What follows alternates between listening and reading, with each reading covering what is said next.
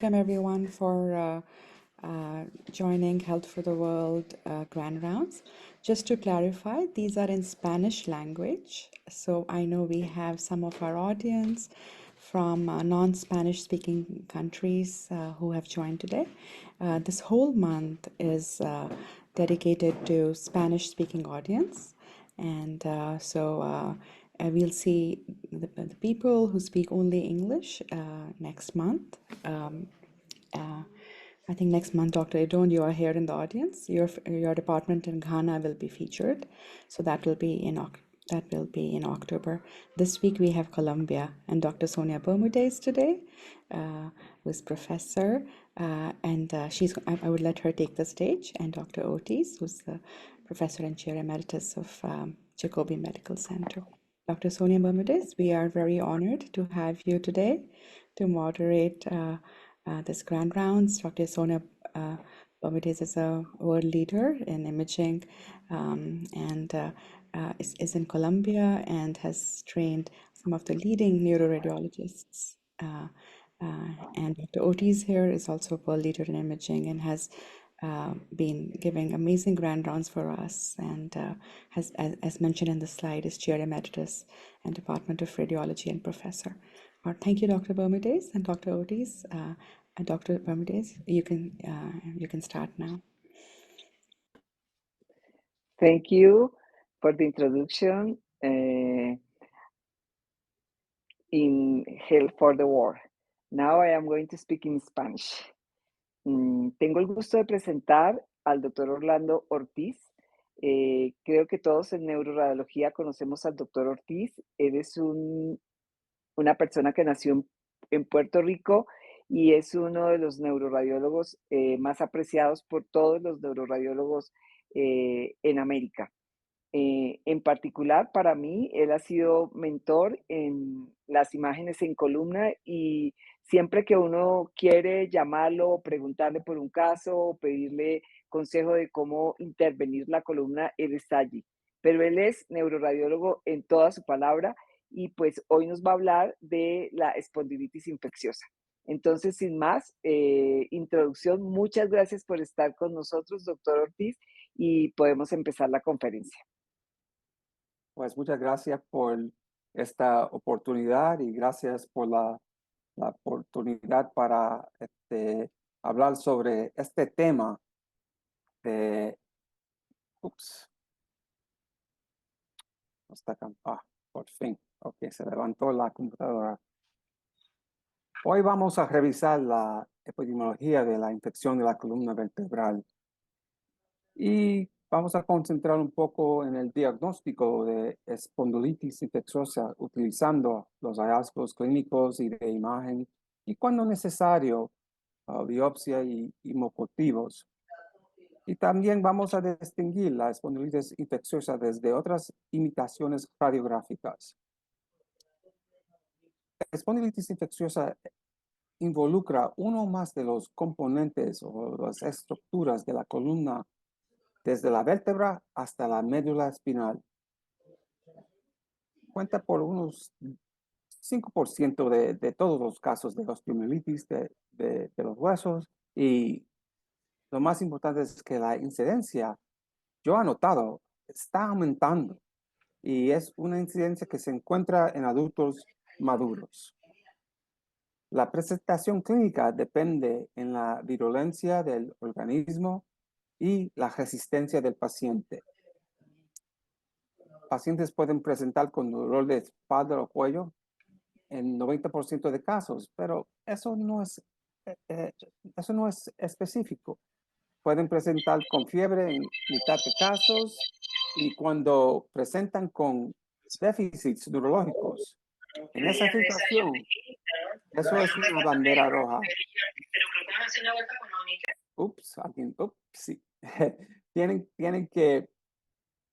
Tenemos que tener cuidado porque la enfermedad puede estar un poco más avanzada. Al respecto de la presentación clínica, pacientes llegan al hospital como 3 semanas o más después, desde cuando empezó la infección. En el aspecto clínico, entonces, esto es un diagnóstico atrasado en, en la mayoría, mira, 80% de los casos. ¿Cuáles son las rutas de infección? Una infección preexistente con este paciente que tuvo una infección en la columna cervical por desde una infección de los testículos, un absceso de Klebsiella, o extensión hematogénea arterial o venosa. Inoculaciones directas con lesiones penetrantes, intervenciones, muestras, inyecciones, cirugía y ingestión o excepción de una fuente contigua de infección. Los tipos de organismos incluyen las bacterias, las biogénicas como el Staphylococcus y las no biogénicas como el tuberculosis. Parasíticos, hongos, virus. La historia clave, historia de inmunosupresión y si un paciente viene de una zona endémica.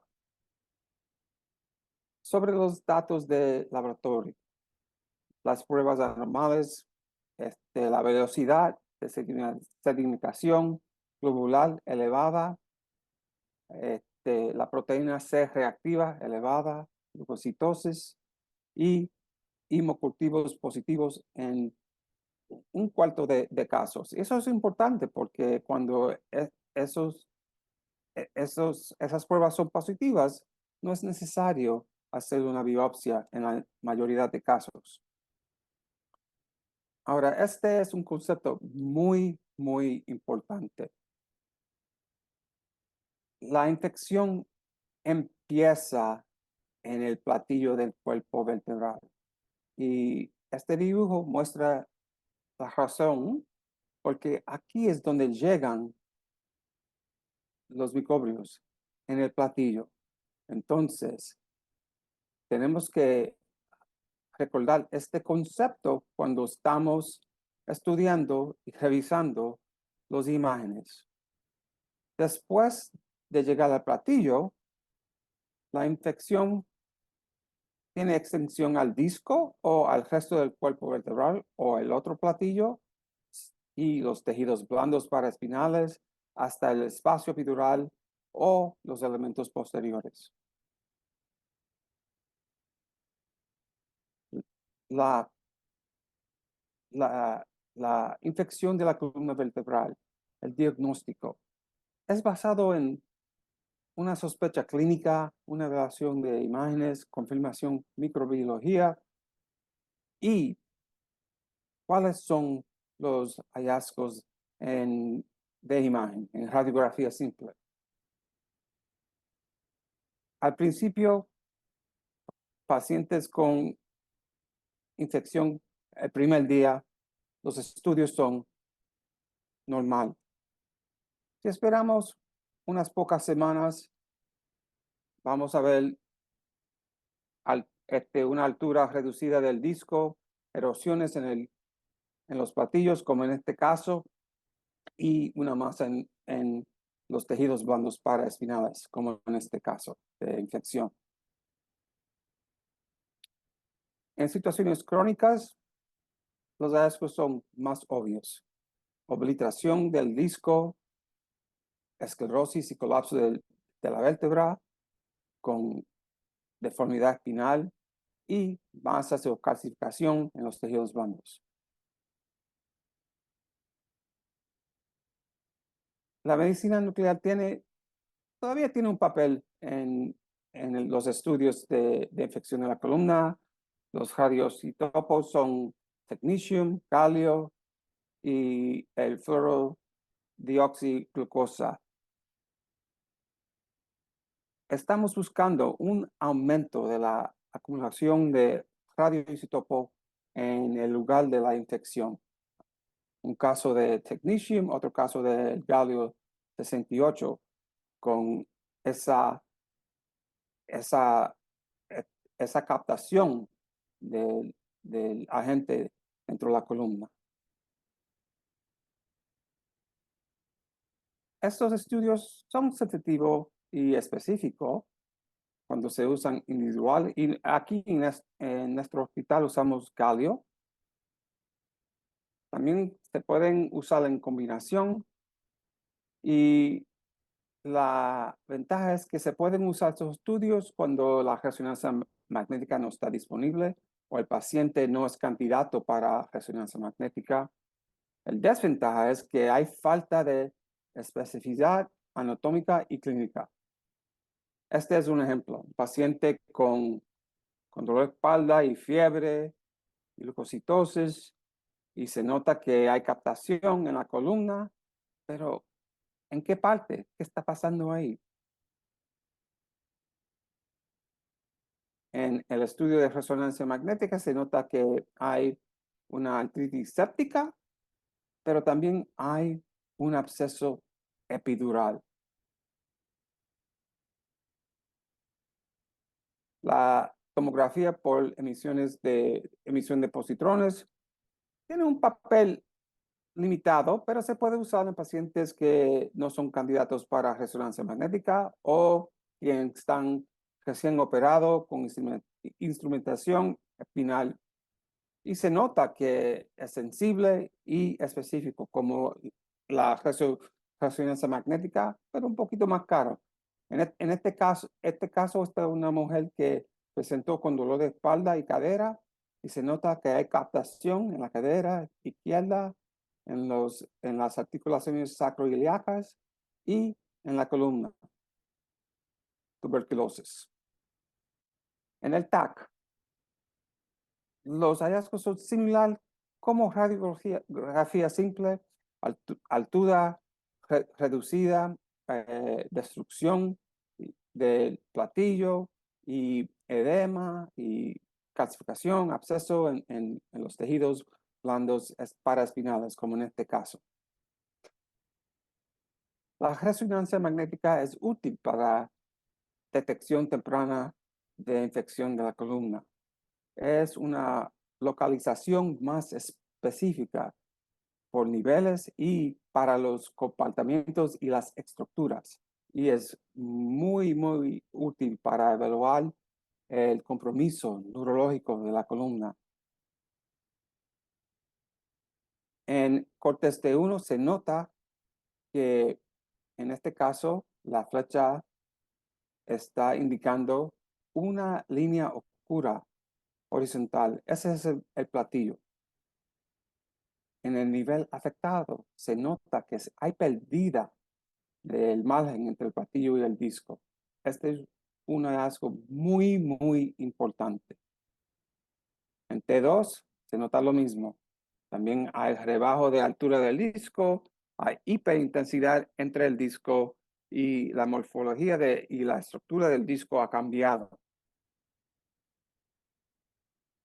Con inyección de gadolinium se nota que hay reforzamiento dentro el disco y el platillo, y ese reforzamiento puede ser homogéneo o heterogéneo, y se nota aquí en este ejemplo. Y otros hallazgos incluyen deformidad espinal sobre el colapso del cuerpo vertebral, los cambios entre el disco. Al aspecto de los tejidos blandos, aquí es un caso interesante donde hay infección en el riñón izquierdo y llega por los tejidos blandos paraespinales hasta el disco, infección de la columna. Otro caso que se nota muchos abscesos quísticos dentro de los músculos paraespinales en un paciente con equinococos. Compromiso del canal espinal, eso se nota inmediatamente con resonancia magnética. Aquí hay una compresión de los cuerpos vertebrales, destrucción del disco y hay hueso que está detrás en la columna espinal y que está aplastando un poco a la médula espinal. Este fue un caso de tuberculosis. Este paciente presentó con dolor de cuello y se nota que hay un cambio de señal entre un disco cervical y por ahí se nota que hay una colección hiperintensa en el espacio epidural. Hay compresión de la médula espinal y edema dentro de la médula espinal sobre esa compresión, y la razón después de inyección de gadolínio, un absceso epidural, un absceso paraespinal. Este es un caso interesante porque se nota que en el corte T2 sagital hay elevación de señal en un disco, pero lo más importante, ¿dónde están los nervios de la columna lumbar? No se ven, son muy indistintos. Con reforzamiento se nota que hay un absceso epidural, hay infección en los patillos y bastante infección en el espacio subaracnoideo en esta paciente con absceso epidural y meningitis. En el espacio subaracnoideo también podemos encontrar otras infecciones. Aquí un ejemplo de neurocisticercosis que está en la parte dorsal de la columna, el espacio epidural, y otro quiste más bajo al nivel del sacro. Vamos a hablar sobre un tema muy importante: la detección temprana. ¿Cómo podemos hacer el diagnóstico más temprano? Por ejemplo, si el paciente empieza con dolor de cuello, día 1, ¿qué vamos a ver en día 2, día 3 o día 5? Este es un ejemplo. Aquí este paciente con dolor de cuello, fiebre, tiene una historia de infección del corazón y el sospecho para infección es muy alto. Entonces, recordamos que la infección empieza en el platillo y ahí está, corte T1, corte T2.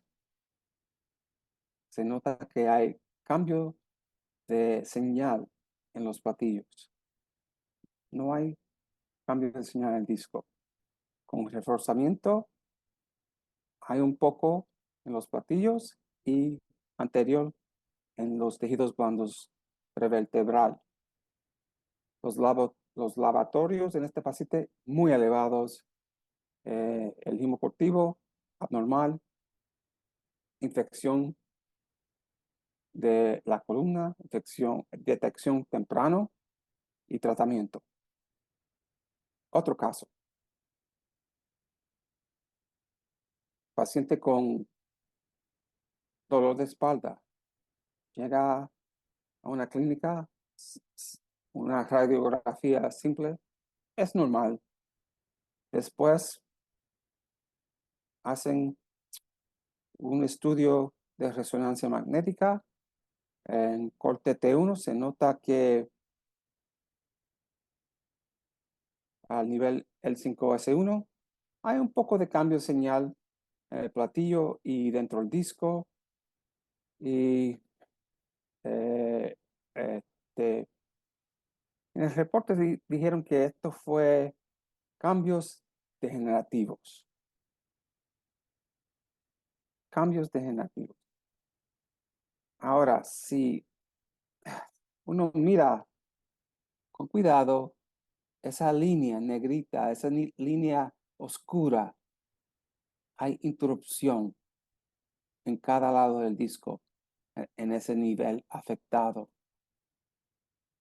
Esto no es cambio degenerativo, pero así es la cosa. Y 3 semanas después, mismo paciente, más cambio de señal, T1, T2, más reforzamiento y cambio de señal en el disco, en T2, y interrupción de esa línea del platillo, un poco pérdida de altura, y la interpretación aquí para este caso fue que los cambios degenerativos estaban avanzando.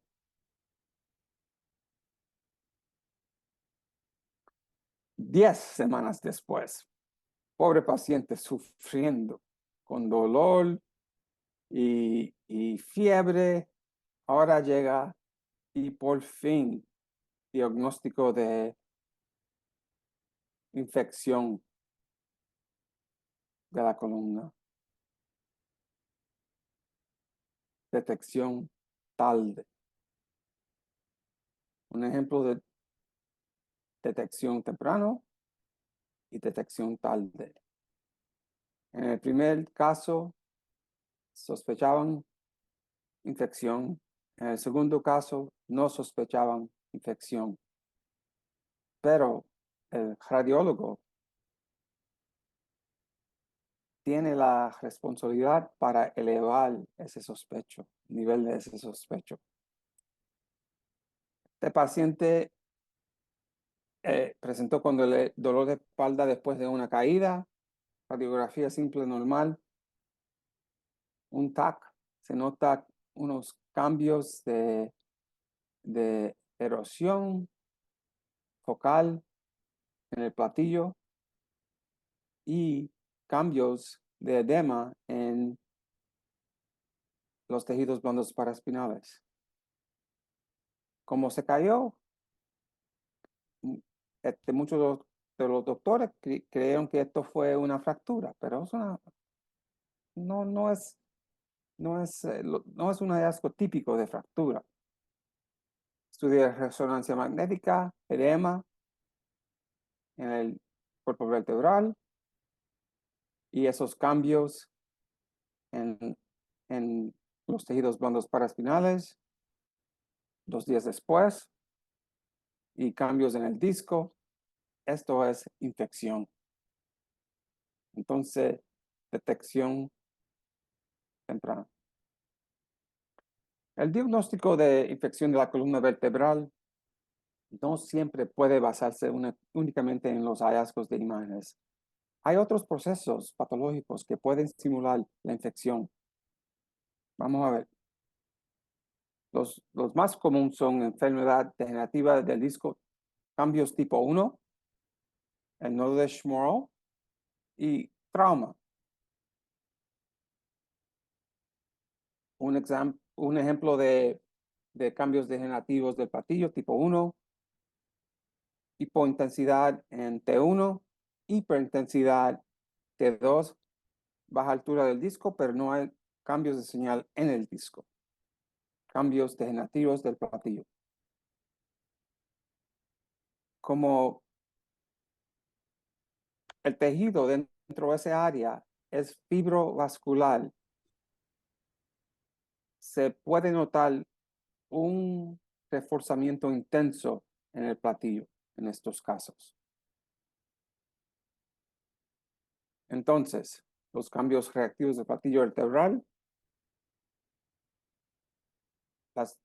los tejidos blandos, normal, por resonancia magnética, ausencia de reforzamiento intradiscal y muy común los niveles afectados son en la columna lumbar 4551.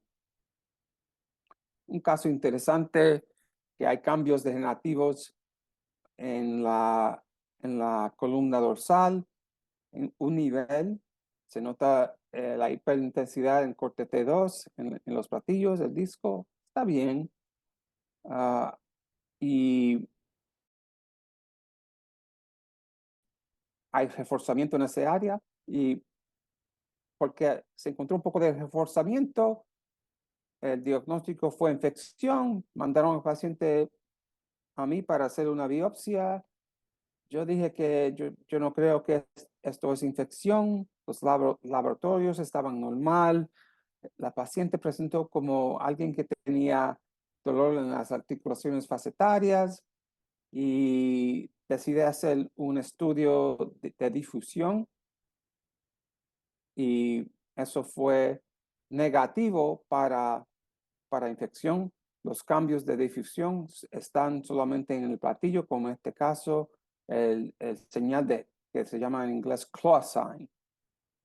Ahora, el nodo de Schmorl es un cambio de señal, hace un cambio de señal en el platillo que se parece a una reacción. Es hipointenso en T1, hiperintenso en T2. Hay reforzamiento sobre esa inflamación en esa área y tiene zonas alternas de reforzamiento y de áreas que no refuerzan con el medio contraste y son focal. Los cambios degenerativos son más difusos, los nodos de Schmorl son más focal, zonas alternas de intensidad y reforzamiento. También pueden ser múltiples, como este caso mostrado en el TAC de la columna. Un ejemplo de un nodo de Schmorl con cambios degenerativos. Las dos patologías pueden presentar a la misma vez. Trauma, sobre cirugía, procedimientos, o más crónico como osteoartropatía neuropática. Vamos a hablar sobre el disco postquirúrgico. En el caso, tenemos un caso en el lado izquierdo, otro en el derecho. Los dos pacientes tuvieron cirugía. En el caso izquierdo hay un reforzamiento focal donde hicieron la disquectomía. En el caso derecho hay más cambios de señal en los platillos, al disco, y el reforzamiento es más difuso dentro del disco entero. Cambios normales, postquirúrgico y infección. La diferencia. Este paciente presentó con dolor de espalda intenso. Era de otro país, no hablaba inglés, la comunicación con el paciente fue difícil y entonces se notó que en el estudio de resonancia magnética tuvo dos cuerpos vertebrales afectados con hipointensidad T1, hiperintensidad T2 y hiperintensidad dentro del disco T2. Había bastante reforzamiento en esas áreas y en el espacio epidural dorsal sobre esta fractura que se notó en la radiografía simple. Aquí el estudio previo tenía mucho valor, mucho valor. Este paciente, ella presentó con un dolor de espalda intenso. Las flechas rojas indican los discos. También tenemos una hendidura bien definida con hiperintensidad como un quiste. Y el estudio de la columna dorsal se nota una fractura crónica de un cuerpo vertebral. Y las fracturas arriba son fracturas osteoporóticas. Otro ejemplo de una fractura osteoporótica crónica con colapso de la vértebra y edema en los discos. Entonces, lo más importante aquí es el valor de la historia clínica y esos estudios previos. Esta paciente presentó con dolor de espalda crónica. Se nota en la columna dorsal unos cambios, disco vacío, esclerosis, destrucción, pero los tejidos blandos están bien. Un estudio de un año pasado, no había esa destrucción. Y estamos hablando del tema de osteoartropatía neuropática, donde encontramos esa destrucción del cuerpo vertebral, del platillo, y que se parece tanto a una infección, pero los tejidos blandos son más o menos normal.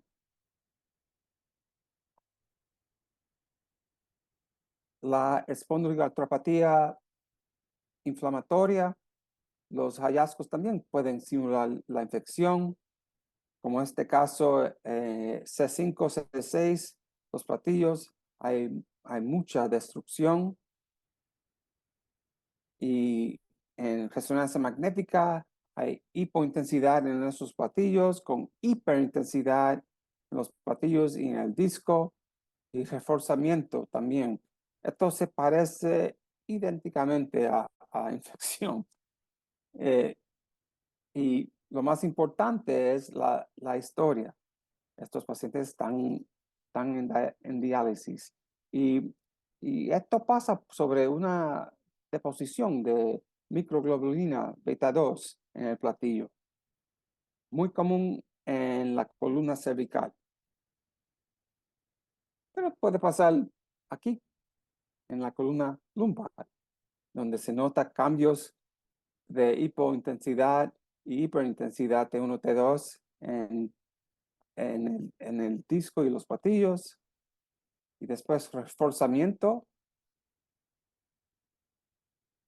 Esto se parece a un nodo de Schmoll, ¿verdad?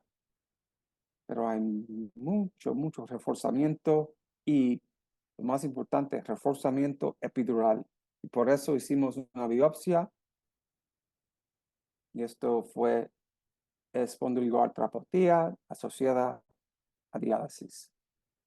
No tengo suficientes flechas para este caso porque hay cambios por toda la columna lumbar, cambios de hipointensidad T1, hiperintensidad T2 y un poquito de reforzamiento con el medio de contraste. Y en el corte axial del TAC se nota unos áreas que se parecen a quistes con esclerosis y están en el platillo, también están se encuentran en las articulaciones facetarias. Fue gota.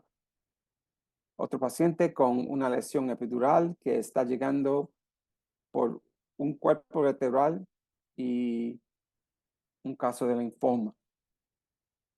Este paciente con dos cuerpos vertebrales, cambios de señal T1, T2 y reforzamiento heterogéneo.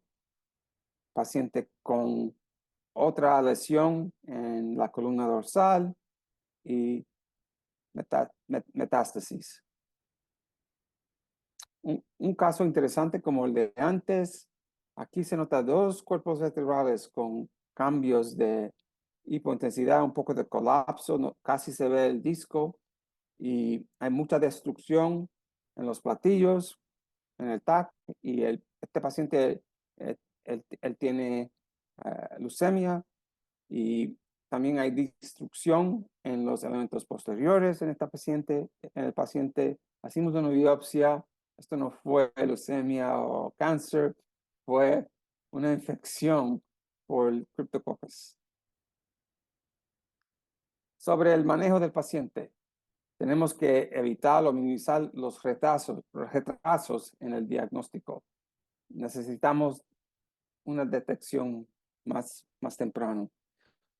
La evaluación radiológica es tenemos que hacerlo lo más pronto posible y cuando una biopsia es necesaria, necesito hacer eso lo más pronto posible. Tenemos que prevenir los déficits neurológicos y prevenir la inestabilidad y deformidad de la columna y también prevenir una recaída de infección en estos pacientes. Cirugía. Algunas veces se necesita para hacer biopsias abiertas para tratar el compromiso neurológico y corregir la deformidad espinal. Este es el caso de antes, donde la detección fue tarde. Se nota que por la inestabilidad, este paciente necesitó un tratamiento antibiótico por un tiempo y después cirugía y fusión de la columna lumbar en el área de infección. El diagnóstico diferencial: 4 patologías: trauma, neoplasias, espondilitis inflamatoria, espondiliosis sobre cambios degenerativos. Pueden simular la espondilitis infecciosa. El diagnóstico de infección de la columna puede ser difícil. El diagnóstico comienza con sospecha clínica, o los clínicos que tienen que ordenar los estudios necesarios, laboratorios y los estudios de imagen. Y el radiólogo, que si nota algo, tiene que hablar con el clínico para decirle: mira, este paciente tiene algo, unos cambios aquí en el platillo que son anormales. Y una revisión cuidadosa de la presentación clínica puede sugerir otras causas de dolor de espalda, como nosotros anotamos en estos casos presentados. Vamos a terminar con un caso interesante. Este hombre presentó con dolor de espalda, los exámenes de laboratorio elevados, la proyección lateral de radiografía simple de la columna lumbar es normal. En el estudio de resonancia magnética se nota un área de señal bien definido que se parece a uno de Schmoll.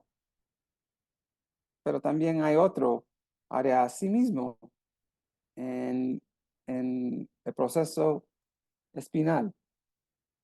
Y si se nota con cuidado, aquí hay una colección pequeñita en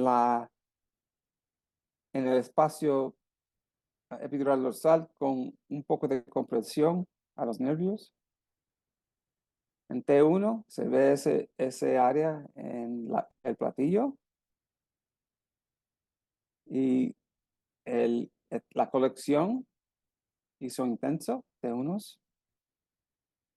Entonces, este paciente estaba muy enfermo y no era candidato para cirugía.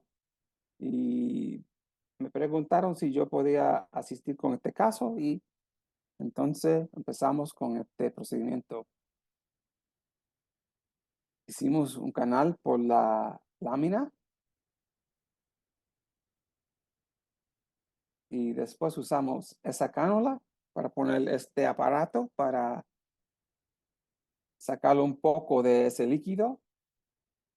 Y al tiempo de la biopsia, yo noté estos cambios sobre las articulaciones facetarias, unos quistes pequeñitos con esclerosis múltiples. Y después yo estaba mirando todos los imágenes del paciente y noté en el estudio de la mano derecha los cambios en las articulaciones, y pensando: ¿qué es esto? Espondilitis, espondilopatía de diálisis, infección, trauma, gota. Y fue gota. Entonces, aquí tenemos la bibliografía sobre unos artículos increíbles. También mi hermano colombiano, doctor Arbalez, y doctor Castillo, que está en Topics in MRI, interesante, un artículo muy bueno. Y recién hicimos unas notas sobre la la appropriateness criteria para infección de la columna. Y aquí te dejo con un foto de nuestro jardín botánico en el Bronx, donde yo estoy criado. Nací en Puerto Rico, pero como mucho boricua, criado en el Bronx. Y muchas gracias por su atención y ahora estoy disponible para cualquier pregunta. Doctor Ortiz, muchísimas gracias por esa excelente conferencia. Siempre aprendemos de sus conferencias y pues tenemos algunas preguntas que por favor los participantes que están levantando las manos me escriben las preguntas en el chat. Yo tengo algunas preguntas y son las siguientes.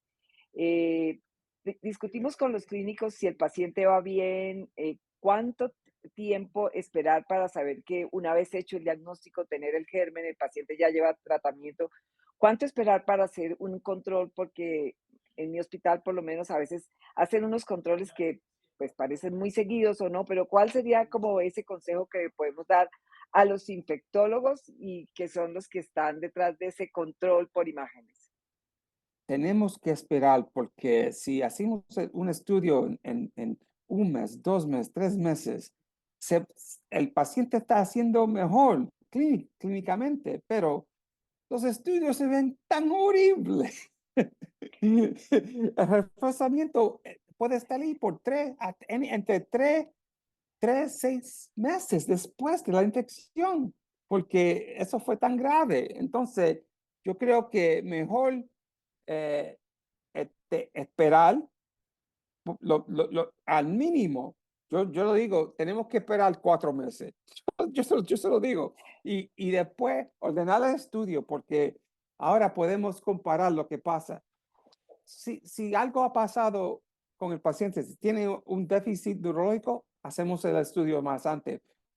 Lo que estamos vigilando es los lavatorios, la proteína C y la sedimentación. Y si eso debe estar bajando día a día y se va a normalizar. Y cuando se normaliza, entonces podemos sacar una radiografía simple.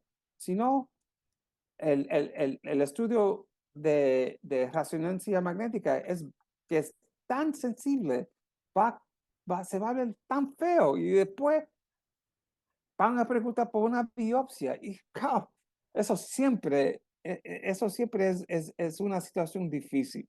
Tenemos que tener paciencia con el paciente. Muchas gracias por decirlo en público, porque esto pues es algo que con su opinión tiene más fuerza. Mientras tanto, recuerdo a todos los participantes que esta conferencia su grabación estará dentro de 48 horas en el sitio de Health for the World. Entonces, esto es muy importante. Bueno, tenemos otra pregunta. La imagen de aire dentro del disco intervertebral siempre sabemos que es más probablemente degenerativa, enfermedad degenerativa y no infección. Pero digamos que a veces ese punto, y para los radiólogos generales y que al paciente le están pidiendo infecciones, ¿qué piensa de eso, doctor? El aire dentro del disco intervertebral. Sí, en la mayoría de casos es algo degenerativo o si en esos casos del disco vacío en la osteoartropatía neuropática, esos casos, es raro tener un organismo que produce gas en el disco. Raro, es algo raro. Puede pasar, todo puede pasar en medicina, ¿verdad? Pero raro. Perfecto. Bueno, la otra pregunta, y desde el punto de vista intervencionista, es qué tips o qué consejos nos puede dar cuando hacemos la biopsia. Sabemos que mundialmente pues digamos que no es tan buena, digamos que uno hace 100 biopsias y en 30 o 40, a veces si le va bien, tiene resultados. Pero ¿cuáles serían los consejos que usted nos da para hacer la biopsia? ¿En qué momento? ¿Qué usar? ¿Cómo mandar el laboratorio? Porque pues si el paciente no tiene un hemocultivo positivo, no vamos a tener, siempre el infectólogo quiere saber el germen. Entonces, ¿qué consejo nos da usted cuando hacemos la biopsia para que esa biopsia tenga un mayor rendimiento diagnóstico, doctor? Número uno, tenemos que hacerlo, la biopsia lo más pronto posible.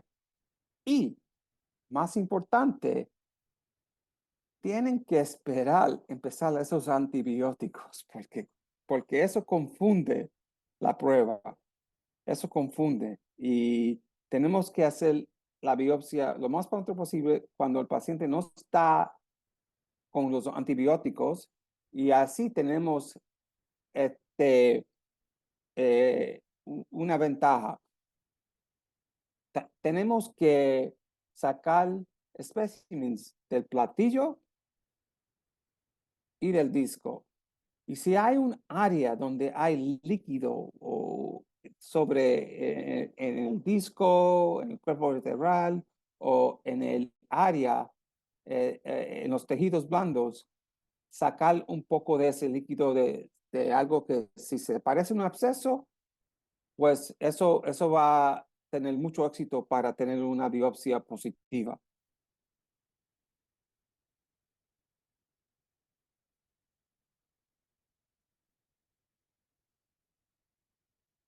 Tenía apagado el micrófono. Muchas gracias por esos consejos.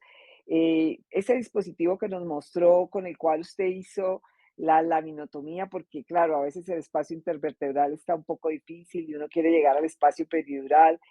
¿Cuál es ese dispositivo que usa para hacer la laminotomía, para pasar a través de la lámina? Eso fue un aparato de Cook, la compañía Cook. Eso fue ¿Sí? una cánula que tiene las orillitas como un serrucho. Y Ajá. después se mueve así y hace un huequito y se saca un pedacitos de hueso poco por poco para llegar al espacio epidural. Y así lo hice porque esa colección era tan pequeñita y todo el mundo estaba tan confundido hasta qué estaba pasando con el pobre paciente. Pero ayudó. Un caso raro y muy raro. Muy Sí, sí, interesante ese caso realmente, sí.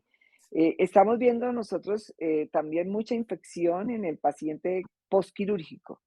Es un sí. reto porque los cambios normales postquirúrgicos, si el paciente tiene unas colecciones que a veces pues se van a resolver solas o no, pero cuando el paciente no va bien, ese me parece un caso, digamos, con un reto diagnóstico por los cambios postquirúrgicos. Ya nos mostró algún ejemplo, pero no sé si nos quisiera dar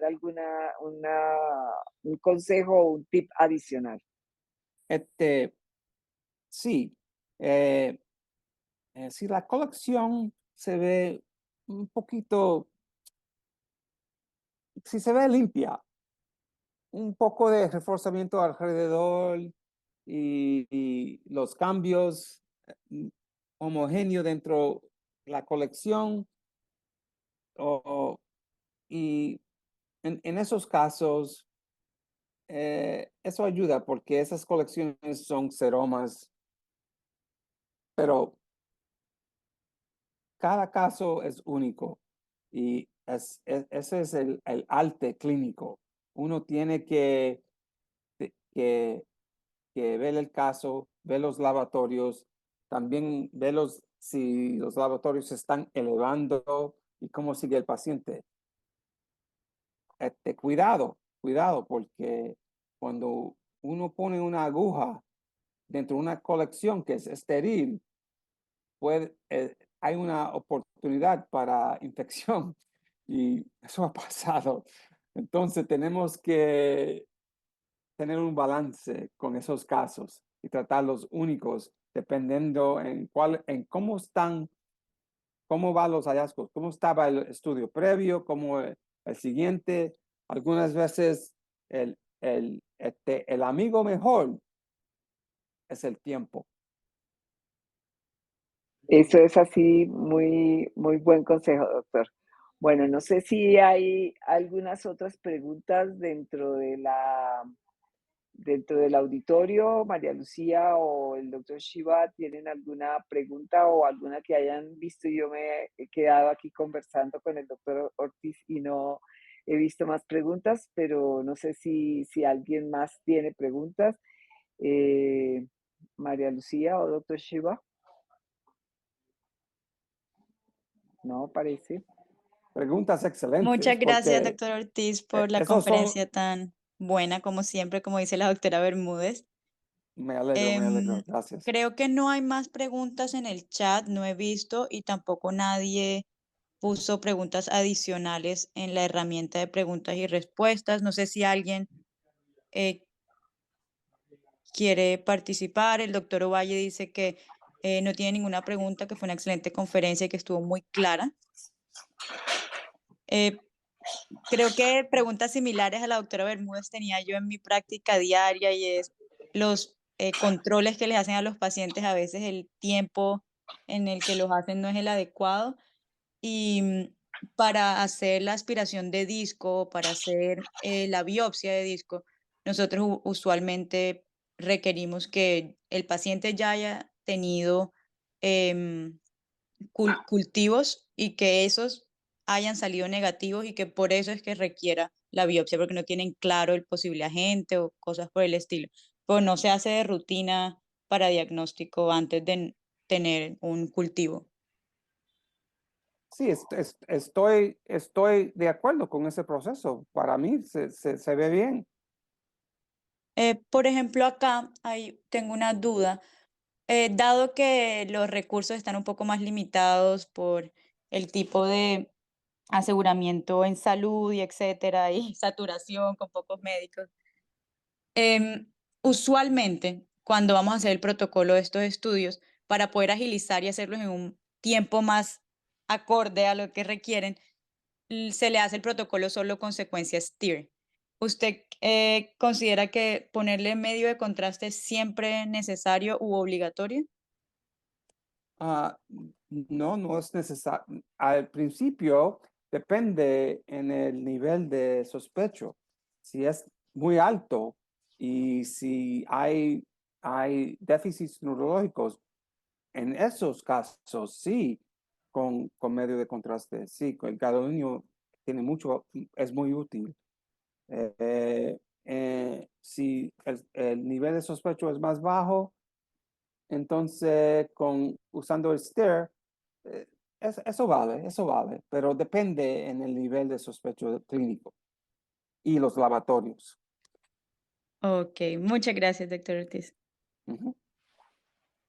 Bueno, entonces creo que después de esta excelente conferencia, solo nos resta agradecer al doctor Orlando por estar acá con nosotros. Lo veremos en unos viernes, otros viernes de este mes, que son dedicados a Health for the World en Colombia y en América. Entonces, nos vemos pronto, doctor Ortiz, y mil gracias, muchas gracias a todos por asistir, y pues seguramente vamos a ver la grabación para recordar todas sus enseñanzas, doctor. Muchísimas gracias. A las Y un órdenes. abrazo. Siempre estamos aquí Bueno, para un abrazo. ayudar y colaborar. Gracias. Gracias, gracias. Bueno, pues, ok. Entonces, nos vemos. Ok, adiós.